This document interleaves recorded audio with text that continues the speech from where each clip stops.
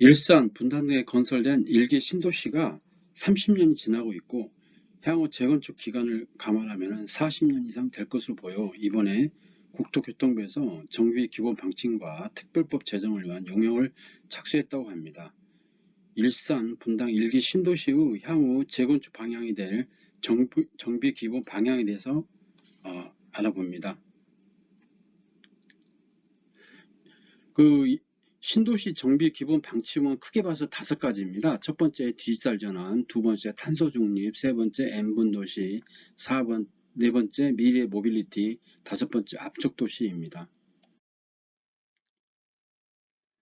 재건축 연한을 보면은 분당이 최초 입주가 1991년 9월이 됐으니까 30년이 지났습니다. 일산도 92년 8월에 최초 입주를 했으니까 30년이 지났습니다. 평촌이나 3번 중동도 거의 이제 30년이 지나고 있습니다. 정비 기본 방침이 이제 국토교통부 장관이 제시를 하면은 재건축을 할 때 이제 사업 준비 단계에 이르러 기본 계획이 수립이 되고 그 다음에 기본 계획 수립에 따라 가지고 정비 계획이 수립이 되고 정비 구역을 지정이 됩니다. 정비 구역이 지정이 되면은 조합 설립 추진위원회가 구성이 되고 그리고 나서 이제 사업 시행 단계에서는 이제 가장 중요한 아파트의 안전진단을 받게 되고 안전진단에서 2등급을 되면은 바로 이제 통과가 되지만은 D등급이 되면은 정비기관에서 다시 한번 진단을 해가지고 통과 여부를 결정하게 됩니다. 그리고 안전진단이 통과가 되면은 조합 설립 인가를 받고 그 다음에 사업 시행 인가를 거쳐가지고 이제 시공사를 선정하게 됩니다. 그리고 분양 단계인 관리처분 계획 단계에서는 분양 신청을 받고 그 다음에 관리처분 계획 수립 인가를 받고 그 다음에 2주 철거를 거치고 이제 본격적으로 이제 건물이 착공되고 그 다음에 이제 준공 건물 등기를 하게 됩니다. 그래서 이번에 이제 1기 신도시에 대해서 정비 기본 방침을 이제 마련을 하는데 그거하고 그 다음에 이제 국회에서 특별 법안을 마련하는데 그 필요한 연구 영역을 줬다는 겁니다. 그래가지고 2024년도까지 그걸 이제 영역을 계속 실시하면서 2023년도에 특별법을 발의하고 2024년도에 정비기본 계획 수립을 하겠다는 겁니다. 그러면은 1기 신도시 정비 기본 방침 및 특별법안 마련을 위한 연구용역 본격 착수했다는 얘기가 있습니다. 그래서 이제 향후에 이제 2년 정도의 이제 그 신도시 그 용역을 줘가지고 그 신도시 개발하는데 그 어떤 기반 시설이라든지 그 다음에 각종 이제 학교라든지 공원이라든지 녹지라든지 아니면은 뭐 상가라든지 아니면 뭐 건물 빌딩이라든지 도심지라든지 이런 거에 대해서 기본적으로 어떻게 할 건가 하는 기본 방침과 그 다음에 이제 이를 바탕으로 하는 특별법을 이제 마련하는데 연구 영역을 거쳐가지고 23년도에 특별법을 발의하고 24년도에 정비 기본 방침을 바탕으로 해서 정비 기본 계획을 수립하겠다는 겁니다. 그래서 정비 기본 방침의 수립 방향은 크게 4가지입니다. 첫 번째는 주택교통 기반 시설을 바탕으로 하는 도시계획 관점에서 정비를 추진하고 두 번째는 새로운 도시 변화 트렌드를 반영해 가지고 도시 서비스를 확충하고 정주공원을 재편하겠다는 겁니다. 세 번째는 미래 혁신 기술을 선도하는 지역 거점으로서 신도시 이상을 정지해서 자적 기능 아니면 이제 모든 곳을 걸어서 갈 수 있는 일상생활권을 확립하겠다는 겁니다.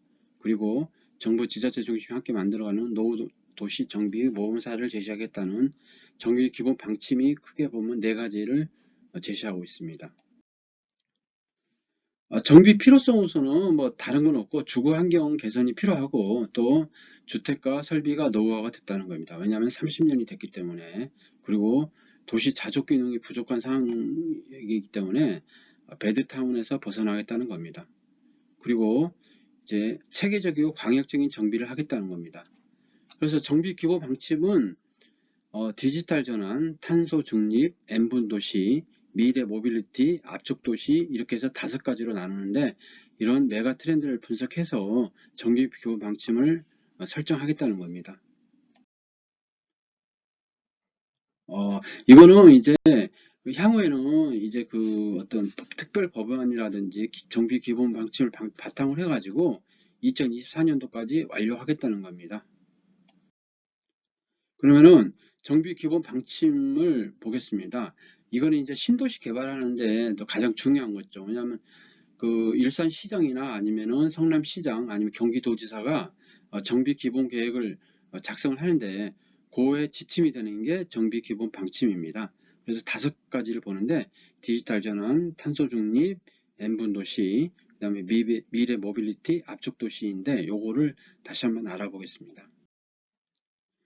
이제 디지털 전환은 뭐 우리가 이제 그 아날로그에서 디지털로 이렇게 모든 걸 바꾸겠다는 거고, 그 다음에 N분 도시는 이제 주거지 중심으로 도보로 이용 가능한 범위에서 대부분의 생활 서비스가 가능한 도시로 만들겠다는 겁니다.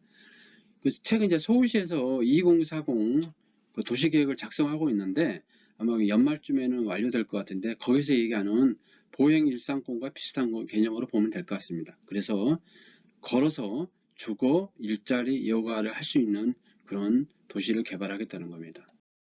그래서 보행 일상권의 개념이 있는데 일상생활을 보행권 내에서 누릴 수 있는 도시를 만들겠다는 겁니다. 그래서 물리적 환경, 중심지, 자연환경, 문화환경을 아울리는 걸어서 이렇게 도달할 수 있는 그런 기술융합 주거 공간을 만들겠다는 겁니다. 그래서 역세권, 녹지공간, 문화공간, 그 다음에 지역기반 일자리, 상점, 모빌리티 허브, 그 다음에 수변여가 이런 거를 아울리겠다는 겁니다.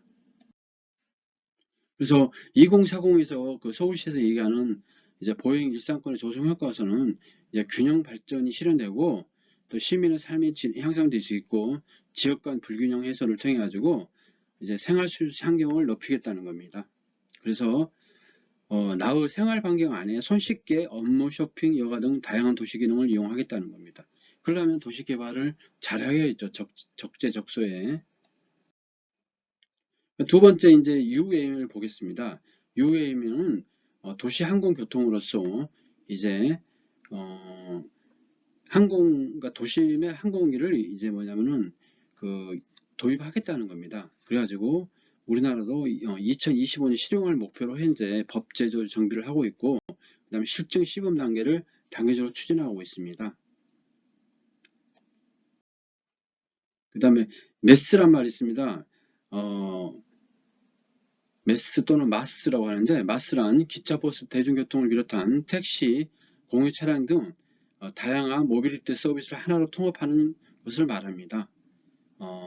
이용자에게 목적지까지 가는 가장 효율적인 방법을 알려줄 뿐만 아니고 이동 수단에 대한 요금 결제, 예약 등 모빌리티에 관련된 모든 서비스를 하나의 플랫폼 하나에 제공하는 것이 골자입니다. 우리나라에서 이제 카카오에서도 추진하고 있는데 향후에는 이게 굉장히 더 중심이 되지 않을까 이렇게 생각합니다. 압축 도시가 있습니다. 압축 도시라는 것은 최근에 이제 컴팩트 시티 2 그 신도시 개발도 나왔습니다. 김포에 경기도 김포에 그 신도시 개발도 나왔는데 뭐 그런 비슷한 게 있는 압축 도시라는 겁니다. 쉽게 말해서 도시 중부에 도시 중심부에서 주거 상업시설을 밀집시켜 시민이 교통수단을 이용하지 않고 걸어다니며 생활할 수 있게 한 도시 모델입니다. 이게 이제 압축 도시입니다. 그래서 현재 그 베드타운에서 이제 자족 기능을 키우겠다는 겁니다. 그래가지고 100m 이상 초고층 건물 안에 첨단 주거시설과 사무공간, 문화체육시설을 집약시켜 놓은 네덜란드 제2도시 로테르담이 대표적인 콤팩트 시티로 꼽히고 그 다음에 이제 우리나라에서도 강남구 삼성동의 한국전력 본사 일대가 콤팩트 시티로 아마 조성될 예정인데 이게 이제 도시 문제 해결과 환경 정책을 이제 같이 종합적으로 개발하겠다는 겁니다. 그래서 이게 이제 개발하는데 이제 시간이 좀 걸리기 때문에 정비 개발 그 방침을 바탕으로 해가지고 정비 기본 계획을 이제 2024년도까지 이제 만들고 그 다음에 본격적으로 이제 재건축을 하겠다는 겁니다. 지금까지 일기 신도시 일산과 분당이 40년이 이제 다 돼가는데 그거 이제 재건축에 대해서 한번 알아봤습니다. 그래서 이 향후에 이제 재건축에 대해서 이제 정비 기본 방침이 나오면은 그 정비 기본 방침에 따라 가지고 정비 기본 계획이 나오면은 이제 본격적으로 이제 일산, 분당 등 신도시, 일기 신도시에 대한 재건축에 대한 청사진이 나오지 않을까 이렇게 생각합니다. 예, 감사합니다. 구독, 좋아요 부탁드리겠습니다.